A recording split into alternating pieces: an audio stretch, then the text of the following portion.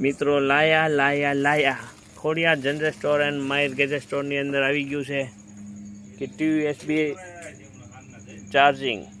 તો મિત્રો USB charging એટલે તમને બતાવું, એક ચાર્જિંગની અંદર તમે 2 દોરડા યુઝ કરી શકો.